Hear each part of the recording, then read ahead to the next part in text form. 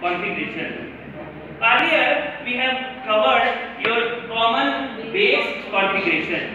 Okay. So there are different configuration in case of your transistor.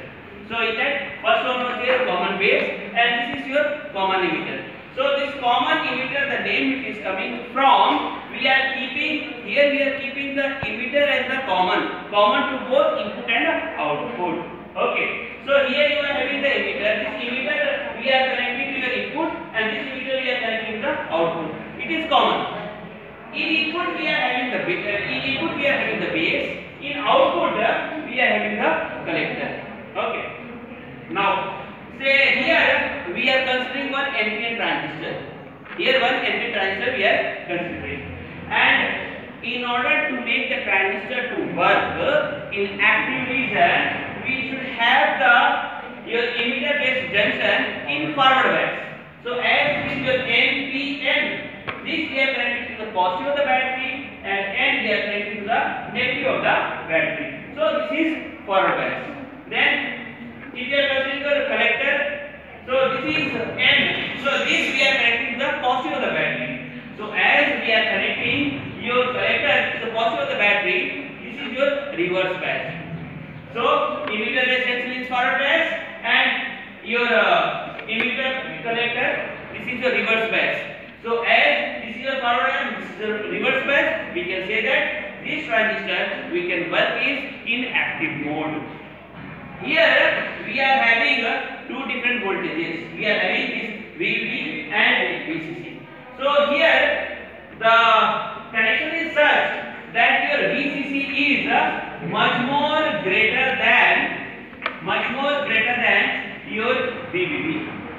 Okay, so this is much more greater than. Okay, so this is the general. Now if you are going for your transistor, you are doing the basic equation that your IE is equal to IB plus IC. So this is your emitter current. So emitter current is the sum of your base current and your collector current. Here you see, here if you are going for your Kirchhoff's current law, as per your Kirchhoff's current law, and if you are considering this as a junction, so whatever the input currents are there, whatever the incoming currents are there, that are equal to your outgoing current. So you are having the incoming current, your IP and IC, both are incoming, so outgoing is your IP. So from your Kirchhoff's current law also we can say that your IE is equal to IB plus IC. Okay. Your common emitter configuration. In this common emitter configuration, here this is the basic equation that your emitter current is equal to your base current and collector current. But if we are seeing that what your collector current is, so collector current is equal to alpha times your IE plus ICBO. This is your reverse saturation current. So your collector current is consists of alpha times. Alpha times means this is your current amplification factor. Current amplification factor. So current amplification factor in case of your common base.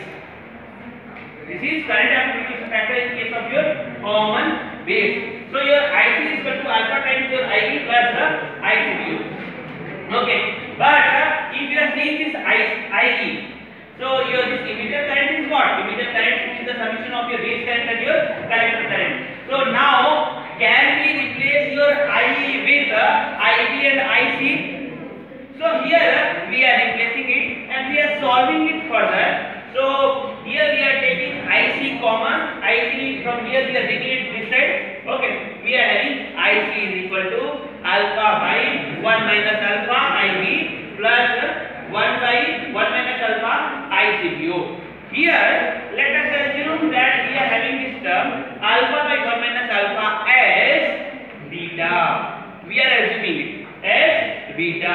So if we are considering this as your beta, we can replace this. So what we are getting? We are getting IC is equal to beta times IB plus, let us assume that your 1 by 1 minus alpha into ICBO as ICEO. Okay, that is your collector emitter leakage current.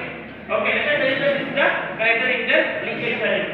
So this we are substituting it here. Then we IC is equal to beta times IB plus ICEO. Okay. So from this we can say, if we are considering your collector emitter leakage current as negligible, then we can say that your beta is equal to IC by IB. Okay. So what is current amplification factor in case of your common emitter? Beta is your current amplification factor in case of your common emitter. Okay. Now let us try to derive the equation that beta is equal to alpha by 1 minus alpha. This equation we will try to derive it. Okay. Here you are knowing that your alpha is equal to your IC by IB. Your alpha is equal to IC by IB. That is your say output by input. Okay. And we got it here. We got beta is equal to IC by IB. Just substitute the values of the alpha and beta in this equation and try to solve it, that whether you are getting your LHS into RHS or not. Okay. Here if you are seeing that your alpha is your current amplification factor in case of your common base, and the value of your alpha will always be less than unity. So it will be always less than unity. And suppose if you are going for your beta, the current amplification in case of your common emitter, so the value of your beta, it will be lying between your 20 to 500. Your beta, it is lying between 20 to 500, and this your beta indicates that how many times the signal will be amplified. So whenever we are going for designing of transistor, we should ask that what is the beta of the transistor. Okay. Say suppose if beta is 20, this means that if we are having a weak signal, at the output we will get the signal that is amplified 20 times. So whenever we are going for designing of transistor, beta is one of the important characteristics. Okay.